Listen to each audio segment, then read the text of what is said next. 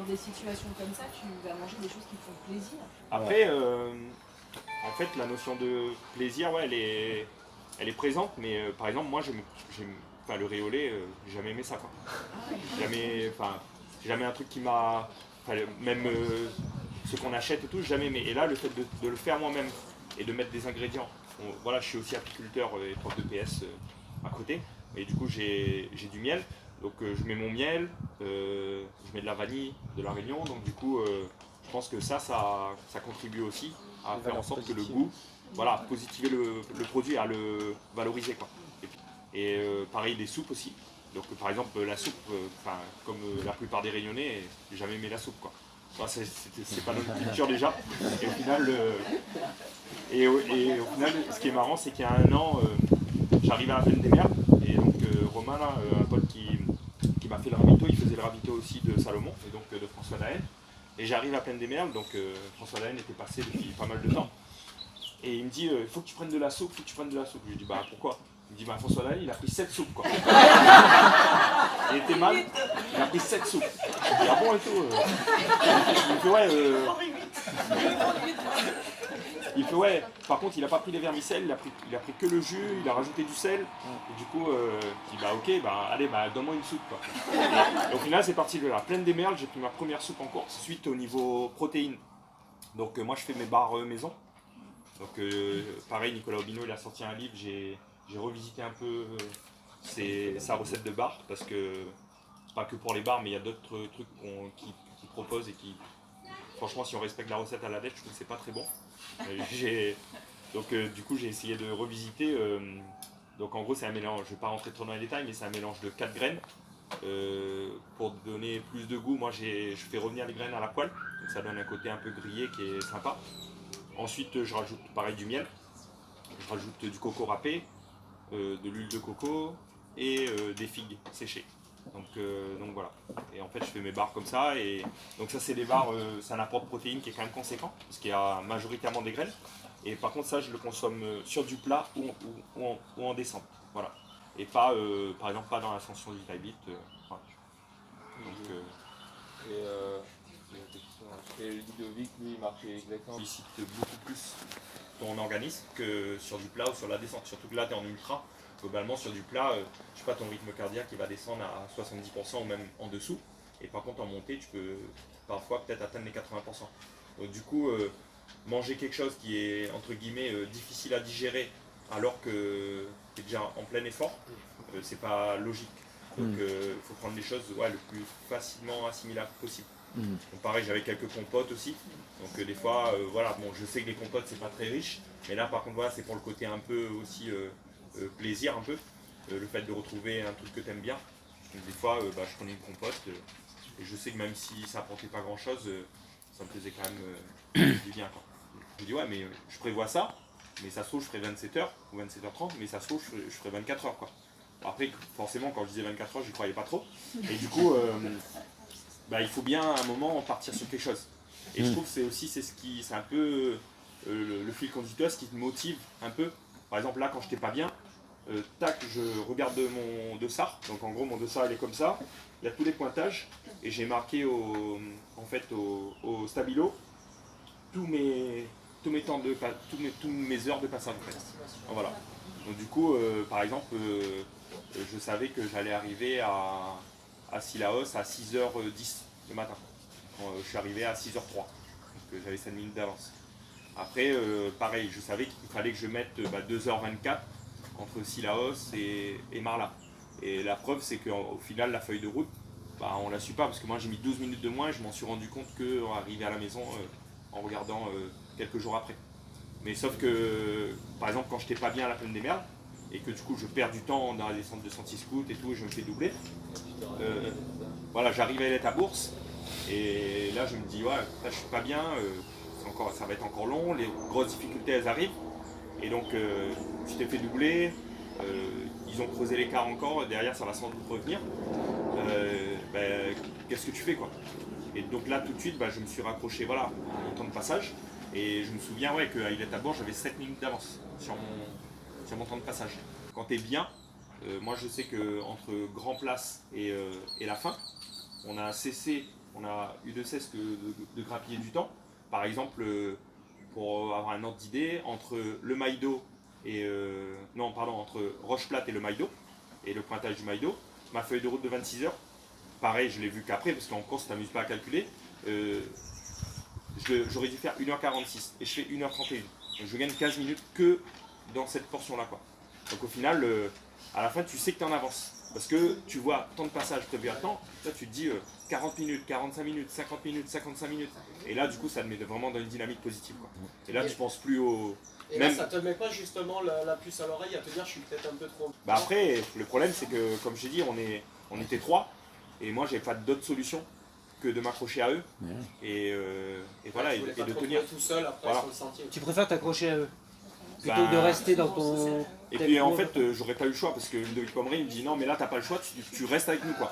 Et voilà, et là où il a eu raison, c'est que moi par exemple, tout seul, j'aurais jamais fait la descente de sans souci D'accord. qu'on a faite, ouais. J'ai fait 2-1, 3-1 et 3-10.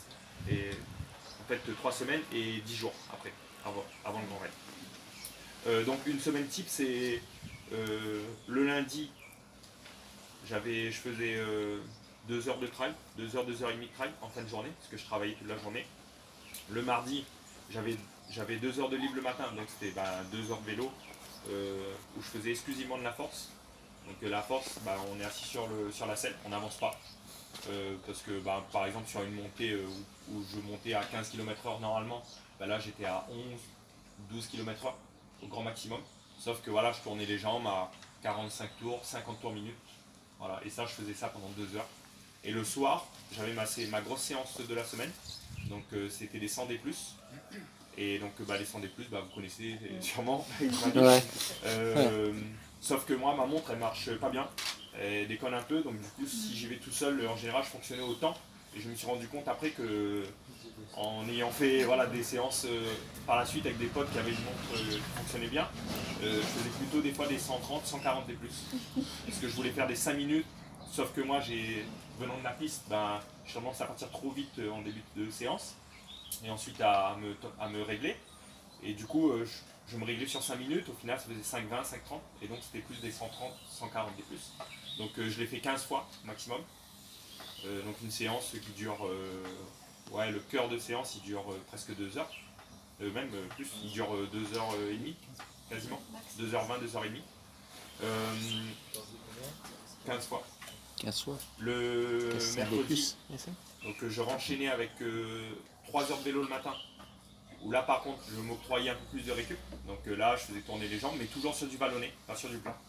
Donc j'enchaînais, pas des grosses côtes, mais on va dire, ça m'arrivait de faire 1500-2000 mètres de dénivelé en 3 heures. Le soir je repartais pour 2 heures de trail, à peu près. Donc, du coup ça faisait encore une grosse charge. Où là, j'allais aux sensations. Et si je retrouvais un bout de plat où je pouvais allonger un petit peu, là je faisais souvent 4, 5, même ça m'arrivait de faire 6 heures de vélo. Donc là je remettais de la force, où dans toutes les côtes j'étais en force, et en gros sur 5 heures, ça me faisait quand même 2 heures, 2 heures et demie de force. Le vendredi, j'avais une séance d'allure. Donc quand j'arrivais à la positionner, c'était globalement dans la forêt de l'étang salé, 1 minute d'échauffement. Et après rapidement je passe sur mes allures. Globalement, pour moi c'est des allures faciles à tenir. Donc je me mettais à 15-16 à l'heure et je faisais par exemple 5 fois 8 minutes, récup 1 minute 30. Donc 1 minute 30 en statisme. On ne peut pas aller 12 fois par semaine dans les sentiers. Mais moi globalement j'y suis quand même allé souvent. C'est-à-dire que je me suis rendu compte que plus j'allais dans les sentiers, et même si j'allais doucement, plus en fait je prenais déjà du plaisir. Donc aucun entraînement de ce que je vous ai dit là a été une contrainte. Au contraire, pour être ancien pistard, quand j'arrivais sur la piste, je pense Manu tu as connu ça aussi, et que ton coach te dit bon ce soir tu as 5 fois 600 mètres, récup 2 minutes et que tu vas faire 1,39 sur tes 600 mètres. Pour moi j'ai jamais été très rapide. Et pour moi ça c'était un calvaire. Et franchement je tenais, mais je m'arrachais, je préfère faire 6 heures en montagne que faire 5 fois 600 mètres. La dernière fois ça paraissait dingue quand je l'ai dit aux assises des entraîneurs. Mais c'est clair que là, en fait, c'était vraiment plaisir, sensation. C'est pour ça aussi que, voilà, là, je vais un peu à contre-courant de ce qu'on peut retrouver en club. Mais c'est pour ça que j'ai fait quand même pas mal d'entraînements seul. Parce qu'en fait, seul, même si j'étais fatigué, ou que j'étais un peu vanné de ma journée, par exemple, le lundi, j'avais 7 heures de cours et je partais pour 2 heures de trail l'après-midi. Franchement, j'y allais, au final, au bout d'une demi-heure, ça vient, et même si ça venait pas, ça venait pas, quoi. Dès que j'avais envie de marcher, je marchais. Si j'avais envie d'aller plus vite, j'allais plus vite. Et du coup, c'était vraiment, le plaisir, c'était quand même le maître mot, quoi. Et tu avais toujours les mêmes terrains d'entraînement ou alors tu changeais? Ouais, non, par contre, je varie énormément. Ouais. Je descendais plus, j'ai à peu près 9 parcours différents. Ah ouais. Donc ça va de Saint-Leu, ça va de Cayenne en passant par l'Entre-deux, le Dimitil, Coteau-Sec, le Z, la Grande Jument, Tapage, les Canaux, Pavillon aussi quand on va vers... Et tu variais la pente quand même sur les 100 des plus, comment c'est du coup, par rapport à ces parcours, les pentes globalement elles variaient. Voilà. Et j'essaye de rester entre 17 et ouais, des fois j'ai fait quand même du 25%. Après je me suis rendu compte que des fois quand t'es bien, moi j'allais dans du 25%, du coup je courais partout et en même temps du coup pour moi c'était aussi un gage de progression en fait. Donc du coup parfois j'avais besoin d'aller sur ces parcours et parfois je me dis non, là je vais me trouver une pente où je peux aller partout sans trop de difficultés. Et quand tu fais tes 100 des plus, tu tiens compte de la fréquence cardiaque ou En fait, au début, ça je l'ai fait. J'ai tenu compte notamment l'année dernière de la fréquence cardiaque et maintenant je mets plus le cardio. Non. Déjà parce que ça marchait pas. Toujours en sensation, en prenant bien en compte que de toute façon la nature elle te rappelle à l'ordre. Avec le volume que j'avais, si jamais je faisais un écart ou un excès trop prononcé, ou par exemple 2 séances à trop d'intensité, déjà je pouvais pas le faire parce que je pense que inconsciemment il y avait un truc qui me disait voilà, tire un peu le frein à main, mais tu es obligé quand tu fais du volume d'être quand même globalement à l'écoute. En réalité, l'année dernière je me suis moins entraîné, ça c'est sûr, mais je me suis quand même beaucoup entraîné par rapport à ce que je fais, sauf que je pense qu'il y a des automatismes qui se mettent en place, tu vois, comme par exemple au niveau de la descente. Jusqu'à Madère, donc Madère c'était fin avril. À Madère, je me suis fait déposer dans toutes les descentes, quoi. Donc j'ai souvent gravité entre la 22e, 23e place et je termine 19e. Donc j'ai toujours été régulier. Mais par exemple, la descente à mi-course où tu arrives à Croix d'Astreras, là, c'est une grande descente de 1000 mètres de dénivelé. Et là, j'étais avec les premières filles. Et en fait, elles m'ont lâché et j'arrivais pas à suivre, quoi. Et je me dis, mais elles descendent trop vite, quoi. Et, sauf que j'avais des douleurs, entre guillemets, comme des gènes dans les genoux. Je sentais que musculairement, en fait, j'étais pas prêt, quoi. Et que du coup, je pouvais pas aller plus vite que cette vitesse-là à ce moment-là. Et donc forcément, et c'est là où je rebondis un petit peu sur le fait d'avoir de l'expérience, d'engranger de l'expérience, il faut écouter son corps, écouter ses sensations. Tu vas pas prendre quelqu'un par exemple qui a 30 kg de plus et qui veut se mettre en trail, tu vas pas l'amener dans ma fat et lui faire 3000 de D-, quoi. Tu vois, c'est pas cohérent. Moi, pour être venu de la piste, là on voit pas trop parce que je prends pas trop en muscle, mais ce muscle-là, le vaste interne, donc il y a encore un an, je l'avais même pas, quoi. Et ce vaste interne, c'est lui qui va venir stabiliser un peu l'articulation du genou et qui va aussi encaisser les chocs en fait au moment de la descente. Donc du coup, c'est moins le genou qui va prendre, mais c'est plus le quadri et le vaste interne qui vont te permettre d'être plus solide, en fait, plus fort sur tes appuis. Et ça, forcément, c'est que à l'entraînement que tu travailles. Donc je pense que les automatismes, toutes les progressions que tu peux avoir, elles se font en pratiquant.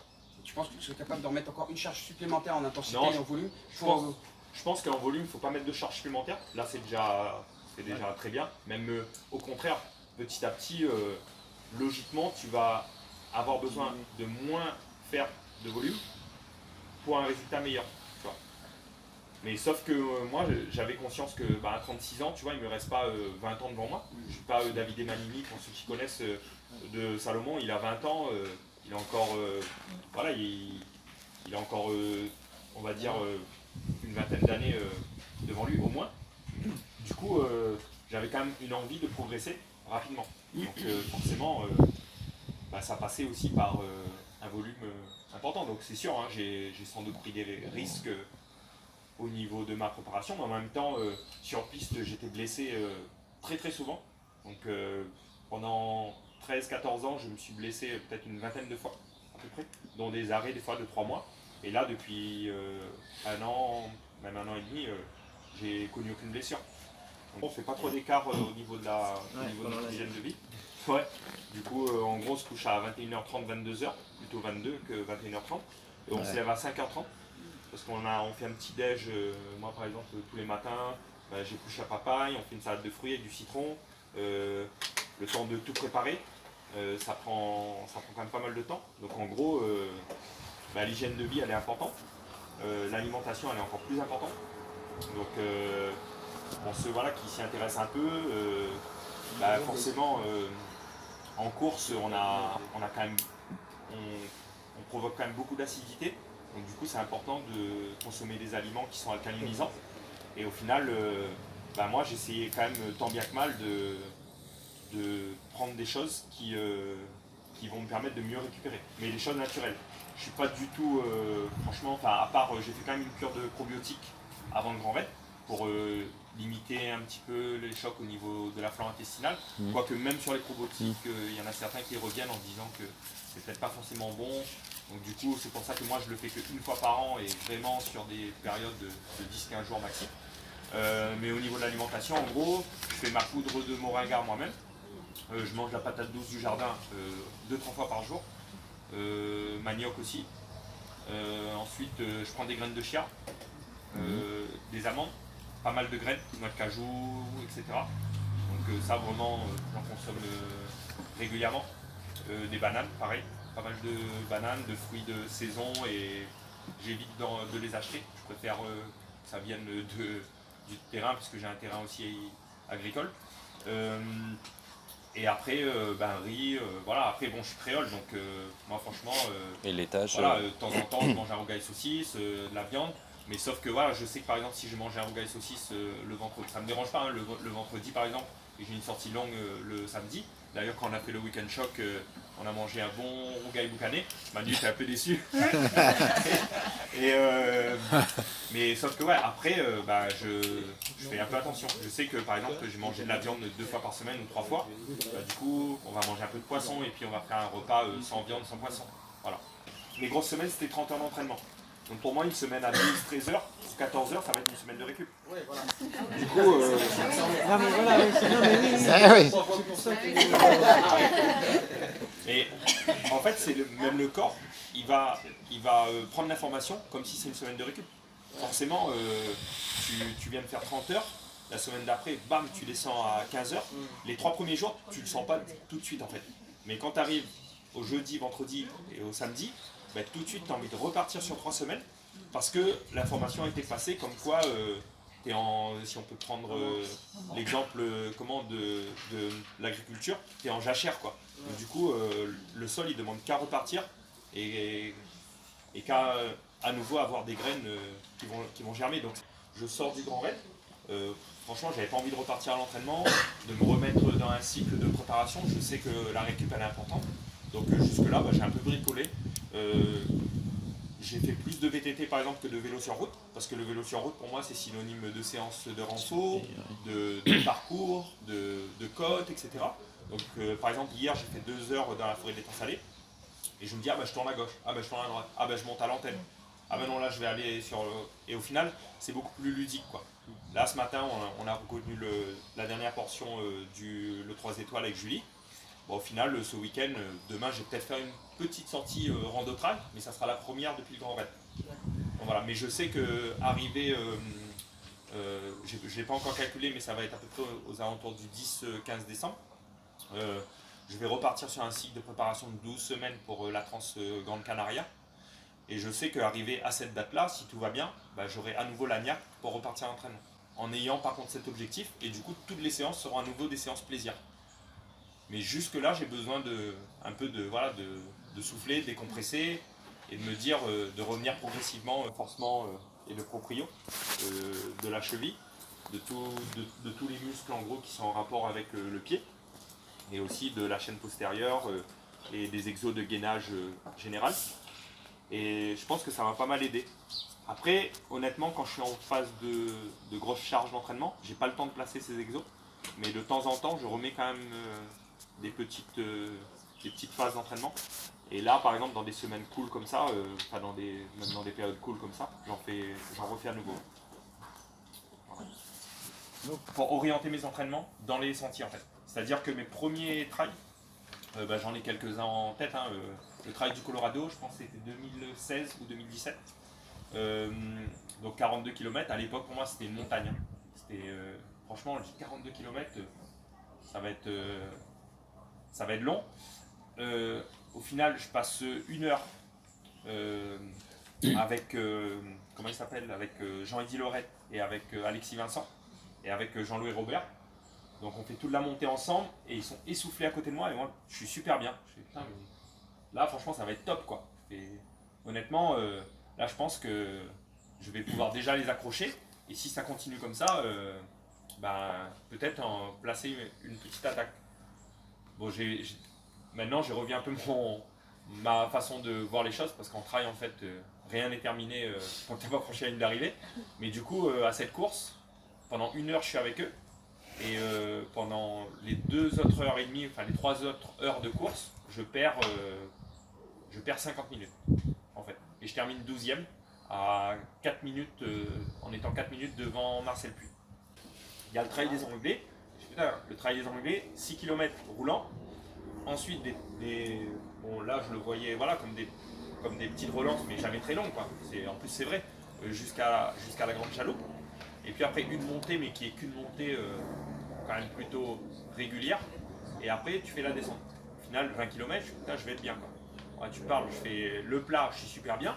Mais je me dis, quand même, va pas trop vite parce que toi, ton point faible, ça reste encore l'enchaînement des côtes. Et là, j'arrive, première bosse, ça va, deuxième bosse, je fais que marcher.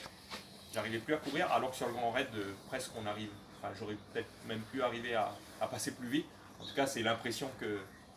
En réalité, non, mais en tout cas, dans l'impression, j'avais l'impression d'être plus facile. Et au final, je fais, je sais plus combien, 24e, 25e. Et pareil, là, il y a Camille Brouillat et Perrine Tramboni qui arrivent 3 minutes derrière moi. Quoi. Donc du coup, j'avais vraiment en fait, et pourtant j'étais presque aussi bien, enfin, je vais dire presque aussi bien, en fait en termes de temps, j'étais mieux. En termes d'allure, de VMA, j'étais mieux que maintenant, c'est sûr. Par contre, en termes de force, de puissance et d'endurance, et de force endurante, il n'y avait pas photo. Quoi.